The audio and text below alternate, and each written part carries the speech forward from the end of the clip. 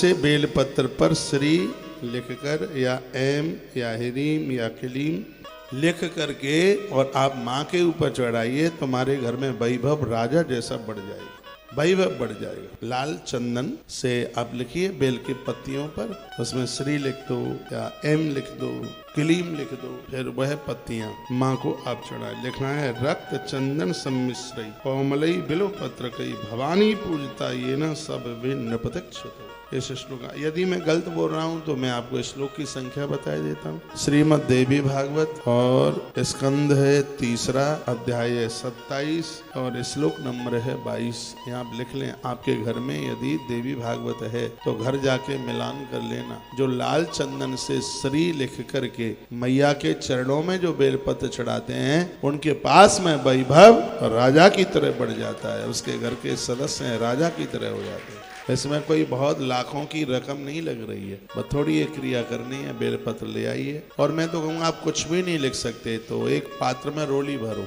और उस रोली में डुबा दो बेलपत्र को, और डुबाने के बाद फिर निकाल लो, हल्का सा सूख जाए, फिर वो हरा बेलपत्र उसको लाल करके माता रानी के चरणों में चढ़ा दीजिए।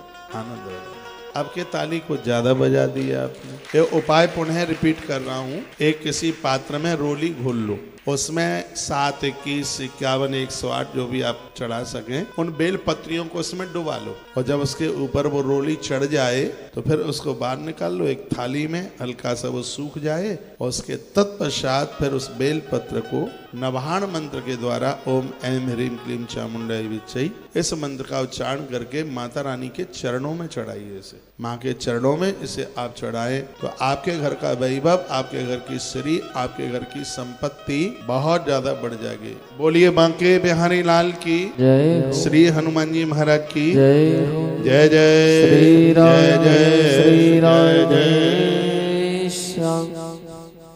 तो रक्त चंदन सम्मिश्रई कोमलई बिलपत्र गई भवानी पूजता इन स भवे नपतक्षत। धरती पर एक राजा का जीवन वो जिएगा जिसने भवानी को नवरात्रा में ये बेलपत्र, रक्त बेलपत्र चढ़ा दिया, लाल करके उसे चढ़ा दिया। आनंद हो जाएगा। यो विष्णु इंद्रो हरिपद्मजौ तथा बैनी कुबेरो वरडो दिवाकर ध्यायन्त सर्वार समाप्त नंदिता ताम किम मनुष्यान भजन्त चंडिका।